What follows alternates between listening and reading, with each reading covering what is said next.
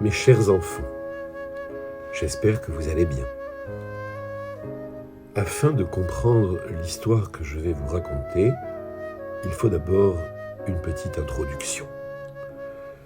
Nous étions à l'époque où malheureusement les Romains gouvernaient la terre d'Israël.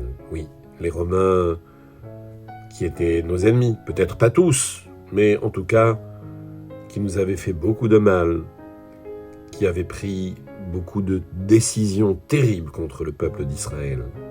Alors on les aimait pas beaucoup, les Romains. Bon. L'histoire se déroule avec Rabbi Elazar ben Shammua. C'était son nom. Un grand sage, un grand rave. Un homme d'une grande intelligence.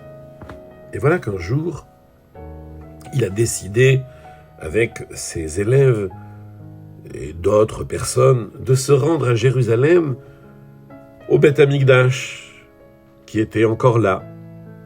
Le Beth Amikdash, oui, la maison d'Hachem, ce merveilleux endroit. Et la route était longue, et il devait passer à côté du bord de mer. Oui, au bord de la mer. Et voilà que là, ils aperçurent une scène terrible. Une tempête était en train de briser un bateau. Et ce bateau, oui, avait l'air d'être une galère romaine. Une galère, c'est le nom des bateaux de l'époque. Et c'était terrible. On entendait des cris effroyables. Et voilà que sur un morceau de bois qui flottait, un homme s'accrochait. Oui, un Romain. Et arrivé au bord de la mer, il réussit à aller sur le sable et se cacher derrière un rocher parce que, voyez-vous, pour nager, eh bien, il s'était débarrassé de ses vêtements. Et alors, de loin, il aperçut Rabbi Elazar ben Shammua et tous les Juifs qui l'accompagnaient. Et là, il cria « Hé, vous! Je vous en prie, je vous en supplie, donnez-moi des vêtements pour m'habiller.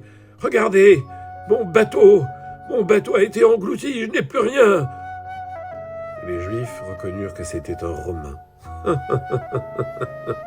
Un Romain. Eh bien, bien fait pour lui.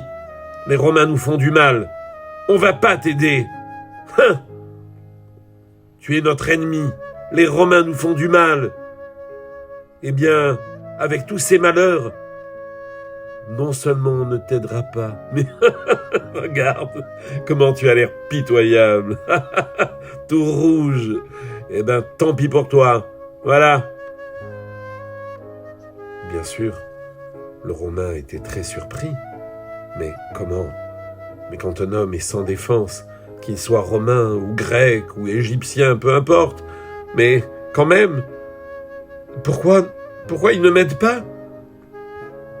Et voici, mes enfants, qu'il aperçut, au milieu de tout le groupe, Rabbi Elazar ben Shammua, qui était habillé d'une manière tellement belle, tellement noble, et qui paraissait tellement sage. Alors il lui dit, de loin, hey, vous, je vois que vous avez l'air d'un homme sage et important. Eh bien, vous devez savoir comment on se comporte avec les créatures. Oui, d'accord, nous sommes ennemis, mais quand même, un peu de pitié, quoi. Un vêtement. Et là, mes enfants, Rabbi Elazar se dirigea vers le Romain et lui donna un des beaux vêtements qu'il avait sur lui. Non seulement cela, mais il le prit dans sa maison. Il lui donna à manger, à boire, et même à se reposer, car cet homme était évidemment affamé, fatigué, et même il lui donna de l'argent pour continuer son voyage. Mes enfants, les années sont passées, mais la rancune était terrible dans le cœur de ce Romain. Et voyez-vous, eh oui, ce Romain est devenu le roi de Rome. Et dans son cœur, il avait une terrible rancune contre ces Juifs qui avaient osé le maltraiter. Eh bien maintenant ils vont voir, je suis devenu le roi de Rome. Je vais envoyer mon armée pour les détruire à tous. Ils m'ont fait du mal. Je vais écrire sur un parchemin de faire la guerre contre ces Juifs et de les détruire tous. Oui, mes enfants, c'était terrible. Un décret. Un décret, en français, ça veut dire une décision de nous faire du mal. Bien sûr, Rabbi Éléazar ben Shamoua a entendu cette terrible nouvelle et décida d'aller à Rome avec un trésor, de le donner au roi de Rome et de lui dire que il ne fallait pas faire du mal aux Juifs, que voilà, non, il fallait pas faire la guerre contre les Juifs. Rabbi Éléazar était très pensif et il arriva aux portes du palais. À ce moment-là, les gardes le virent et lui dirent « Qu'est-ce que tu veux ?»« Je voudrais voir le roi. »« Le roi ? Pas de problème.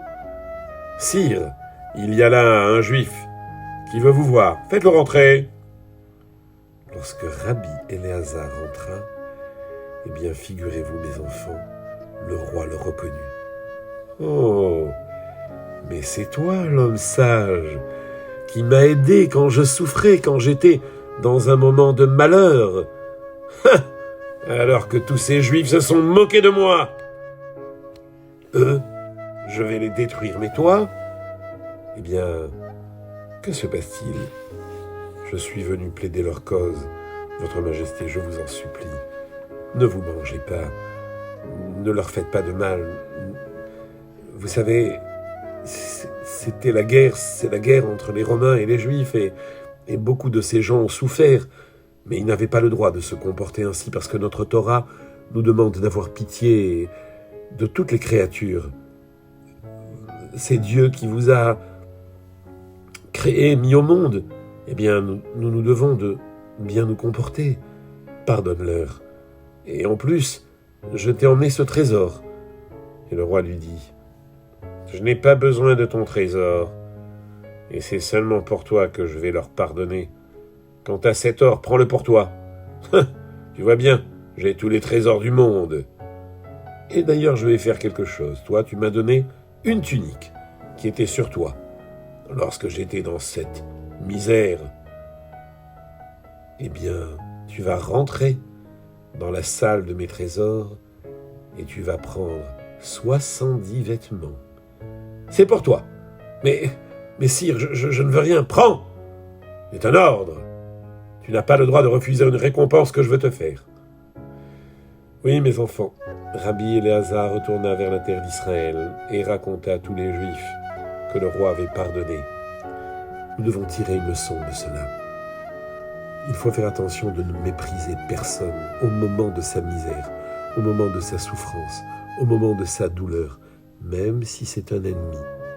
La Torah nous demande d'avoir pitié. Oui, la pitié est quelque chose d'important.